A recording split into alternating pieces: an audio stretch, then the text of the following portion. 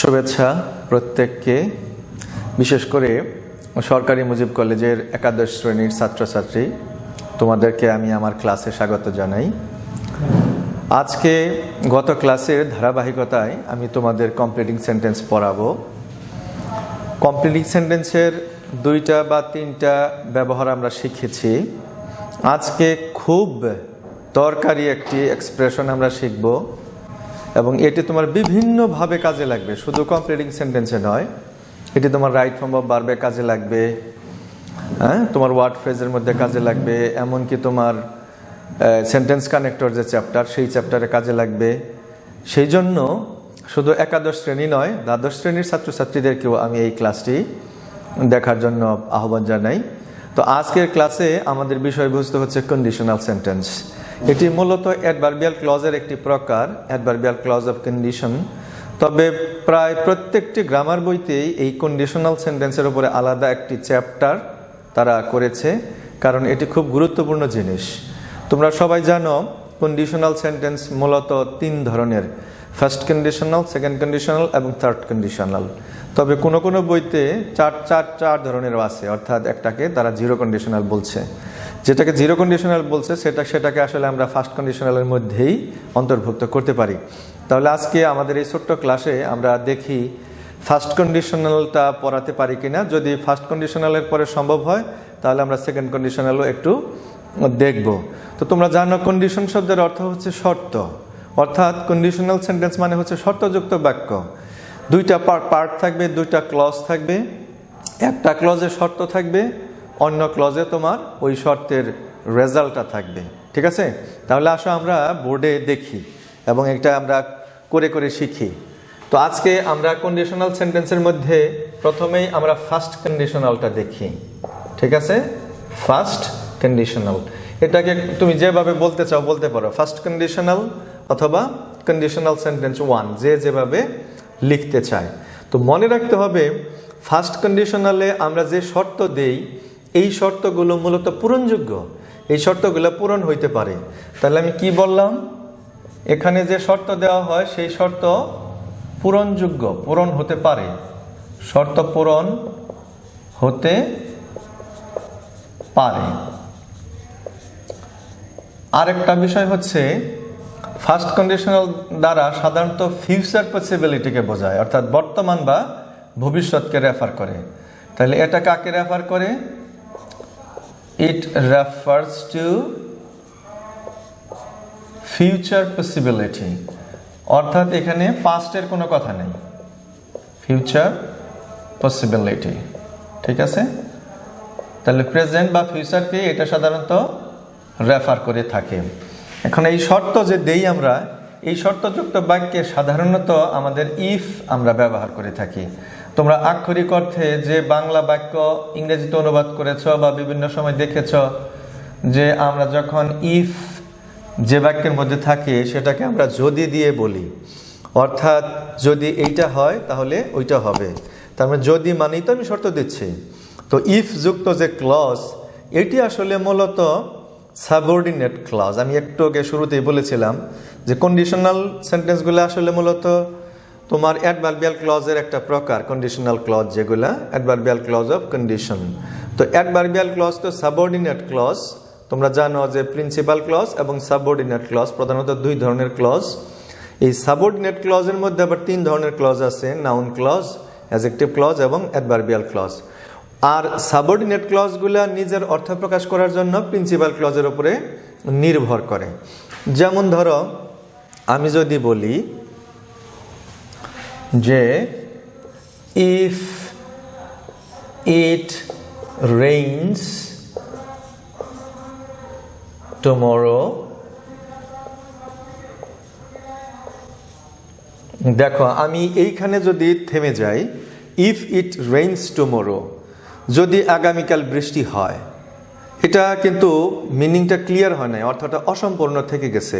If it rains tomorrow, যদি আগামীকাল বৃষ্টি হয়। যদি আগামীকাল বৃষ্টি হয় তাহলে কি?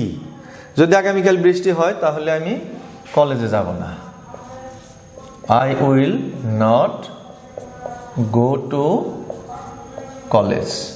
তো তুমি একটু খেয়াল করে দেখো এই অংশটুকু যদি আমরা আলাদাভাবে চিন্তা করি, ধরো ইফ যুক্ত এই ক্লজটি নেই আমাদের, তো ওইটুকুর বাংলা যদি আমরা করি I will not go to college, আমি কলেজে যাব না, এখানে কিন্তু কোনো অর্থ অসম্পূর্ণ নেই, পরিষ্কারভাবে সে অর্থ প্রকাশ করতে পারছে, কিন্তু এই অংশটা পরিষ্কারভাবে অর্থ প্রকাশ করতে পারছে না।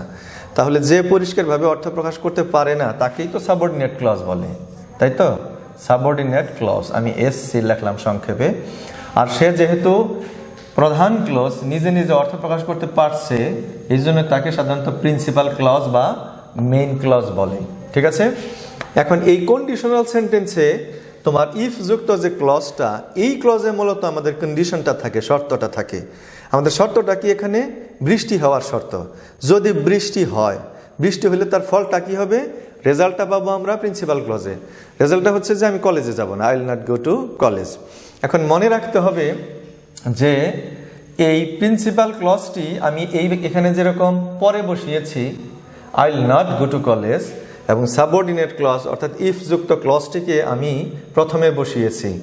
ইফ যুক্ত সাবঅর্ডিনেট ক্লজটি যখন আমি প্রথমে বসাবো, তো এটা যেখানে গিয়ে শেষ হয়ে যাবে ওইখানে গিয়ে আমাদের একটা কমা দিতে হবে।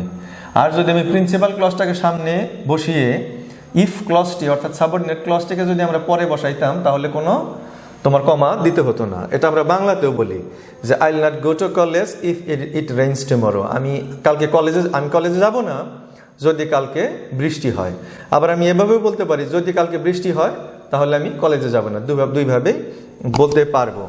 এখন অন্তত তোমরা সাবঅর্ডিনেট ক্লজ এবং প্রিন্সিপাল ক্লজটাও বুঝলা। এখন অনেক স্টুডেন্টসই আছে যারা সাবঅর্ডিনেট ক্লজ প্রিন্সিপাল ক্লজ বোঝে না, যার কারণে আমি একটু এখানে কৌশল অবলম্বন করতে চাই।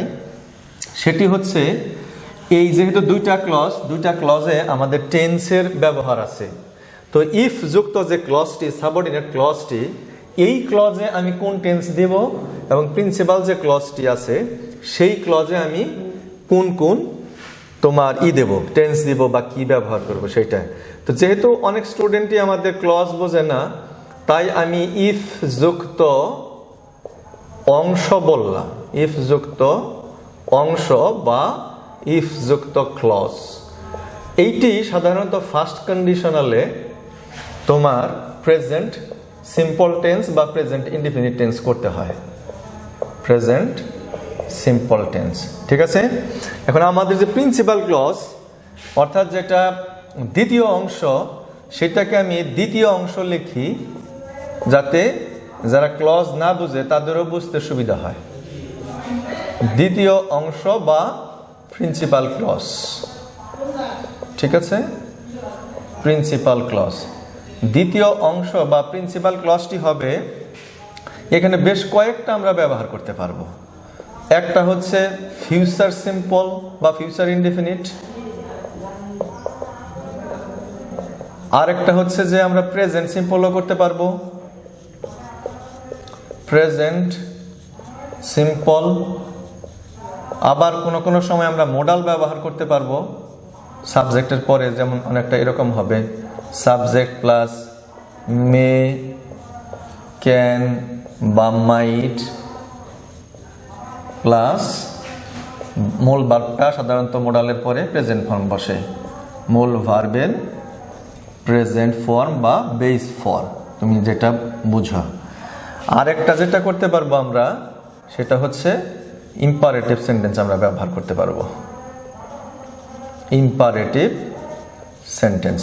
তাহলে সোজা এগুলো মুখস্থ করে ফেলতে হবে যে ইফ যুক্ত ক্লজটি হবে প্রেজেন্ট সিম্পল, আর দ্বিতীয় ক্লজ বা দ্বিতীয় অংশটি হবে হয় ফিউচার সিম্পল, না হলে প্রেজেন্ট সিম্পল, অথবা সাবজেক্টের পরে মে, ক্যান, মাইট প্লাস ভার্বের প্রেজেন্ট ফর্ম, অথবা ইম্পারেটিভ সেন্টেন্স। তাহলে আমরা এই যে 4 ধরনের বিষয় আমরা বসাইতে পারি প্রিন্সিপাল ক্লজে, সেটি আমরা একটু দেখতে চাই। আমরা এখন উদাহরণ দিয়ে দেখি, ঠিক আছে? তো ইফ যুক্তটা তো আমাদের প্রেজেন্ট সিম্পলই হবে, এটা মনে রাখতে হবে। যেমন ধরো ইফ ইট রেইনস, যদি বৃষ্টি হয়, আই উইল প্লে ফুটবল। দেখো ইফ ইট রেইনস আমার ইফ যুক্ত ক্লজটা কিন্তু প্রেজেন্ট সিম্পল আছে। ইট এবং মূল ভার্ব রেইন, তার সাথে আমি এস দিয়েছি কারণ subject third person singular. If it rains, যদি বৃষ্টি হয়, আই উইল প্লে ফুটবল, তাহলে আমি প্রিন্সিপাল ক্লজ বা দ্বিতীয় ক্লজটা দিয়েছি আমি ফিউচার সিম্পল, অর্থাৎ উইল এবং প্লে। যদি বৃষ্টি হয়, তুমি কি অর্থ প্রকাশ করতে চাও সেই অনুযায়ী তুমি এই পাশে টেন্স ব্যবহার করবে। দেখো, ভবিষ্যতের কথা আমি বলেছি, যদি বৃষ্টি হয় আমি ফুটবল খেলবো, অর্থাৎ ভবিষ্যতে খেলবো। আমি তো এই বাক্যটা এইভাবে বলতে পারি, যদি বৃষ্টি হয় আমি ফুটবল খেলি, তাহলে আমি ফুটবল খেলি এই কথাটা তো জেনারেল কথা, যেটা আমি সবসময় করি, তাহলে অবশ্যই তোমার এটা প্রেজেন্ট সিম্পল টেন্সে দিতে হবে। তাহলে আমি আই উইল প্লে ফুটবল না বলে কিন্তু আমি ইচ্ছা করলে আই প্লে ফুটবলও বলতে পারি, আই প্লে ফুটবল। দেখো, আমাদের এখানে ইফ ক্লজটা হচ্ছে ইফ ইট রেইনস, যদি বৃষ্টি হয়, আই প্লে ফুটবল, আমি ফুটবল খেলি, তাহলে এ পাশেও প্রেজেন্ট সিম্পল, এ পাশেও প্রেজেন্ট সিম্পল। তাহলে আমরা ফিউচারও দিতে পারি, প্রেজেন্টও দিতে পারি। তোমার মিনিংটা নির্ভর করবে তুমি আসলে কোন ধরনের অর্থ প্রকাশ করতে চাও, তার উপরে তুমি টেন্সের ব্যবহার করবে। এখন আসো আমরা একটু দেখি যে আমরা মোডাল কিভাবে ব্যবহার করতে পারি। যেমন ধরো, if a student works hard, যদি একজন ছাত্র কঠোর পরিশ্রম করে, তাহলে he will make a good result, সে ভালো রেজাল্ট করে। দেখো, এদিকে কিন্তু আমি ফিউচার টেন্স দিয়েছি। যদি একজন ছাত্র কঠোর পরিশ্রম করে, সে ভালো রেজাল্ট করবে। আমি তো এটা এইভাবে বলতে পারবো, যদি একজন ছাত্র কঠোর পরিশ্রম করে, সে ভালো রেজাল্ট করে, তার মানে সেটা প্রেজেন্ট সিম্পল হবে। তাহলে he makes a good result, তাহলে আমি প্রেজেন্ট সিম্পল দিলাম। আবার দেখো, আমি কিন্তু এইভাবে বলতে পারি যে যদি একজন ছাত্র কঠোর পরিশ্রম করে, সে ভালো রেজাল্ট করতে পারে। যদি আমি বলি যে সে ভালো রেজাল্ট করতে পারে, তাহলে কিন্তু আমার মোডাল ব্যবহার করতে হবে। তাহলে আমি যে কোনো মোডালই দিতে পারি, আমি মোডাল দিলে মানে ভিন্ন ভিন্ন হবে। এবং তোমরা জানো যে মোডালের পরে ভার্বের প্রেজেন্ট ফর্ম হয়। He can make a good result. এখানে যে বিষয়টা খেয়াল করার মতো, আমি এখানে ক্যান দিয়েছি বলে কিন্তু মানেটা হচ্ছে পারার মতো। যেমন একজন ছাত্র যদি কঠোর পরিশ্রম করে, সে ভালো রেজাল্ট করতে পারে, কিন্তু তুমি যদি এখানে ক্যান বাদ দিয়ে মে দাও, তাহলে সম্ভাবনা তৈরি হয় সে হয়তো ভালো রেজাল্ট করতে পারে, এবং মে দিলে সম্ভাবনাটা একটু বেশি বাড়ে। ইচ্ছা করলে তুমি এখানে মাইটও দিতে পারো, মাইট দিলে সম্ভাবনাটা একটু কমে, সে হয়তো ভালো রেজাল্ট করতে পারে। তাহলে এই মোডালগুলো আমরা দিতে পারি, ফিউচার টেন্সে ব্যবহার করতে পারি এবং প্রেজেন্ট সিম্পল টেন্সে ব্যবহার করতে পারি। তো তোমার যখন বাক্যের অর্ধেক দেওয়া থাকবে, বাকি অর্ধেক তোমার পূরণ করতে হবে, এইভাবে তোমার নিজের উপস্থিত বুদ্ধির মাধ্যমে সিচুয়েশনটা বুঝে। এখন আমরা দেখি যে ইফ যুক্তটা তো প্রেজেন্ট সিম্পলই হবে সব সময়। কখন আমরা ইম্পারেটিভ সেন্টেন্স ব্যবহার করতে পারবো সেটা দেখলে আমাদের ফার্স্ট কন্ডিশনালের ব্যবহার শেষ হবে। ধরো, আমি যদি বলি যে if your shirt is dirty, তাহলে ইম্পারেটিভ সেন্টেন্সের মানে কি? ইম্পারেটিভ সেন্টেন্স কোনগুলো? আদেশ, উপদেশ, অনুরোধ, এই ধরনের বাক্যগুলো ইম্পারেটিভ সেন্টেন্স। এবং তোমরা জানো ইম্পারেটিভ সেন্টেন্সে সাধারণত সাবজেক্ট থাকে না, কারণ আমরা ইউ এই সেকেন্ড পারসন সাবজেক্টে সাধারণত বলি না।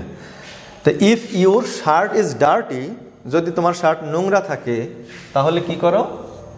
এটাকে পরিষ্কার করে ফেলো। আমি আদেশ দিলাম, ওয়াশ ইট, তাহলে এটা ইম্পারেটিভ সেন্টেন্স হয়ে গেল। আমরা আরেকটা উদাহরণ দেই, ইফ ইউ আর হাংরি, যদি তুমি ক্ষুধার্ত থাকো, তাহলে তুমি কি করো? ইট সাম ফুড। এখানে তোমাকে দেওয়া হয়েছে আর কি, এক ধরনের উপদেশ দেওয়া হয়েছে যে যদি তুমি ক্ষুধার্ত থাকো তাহলে কিছু খাবার খেয়ে নাও।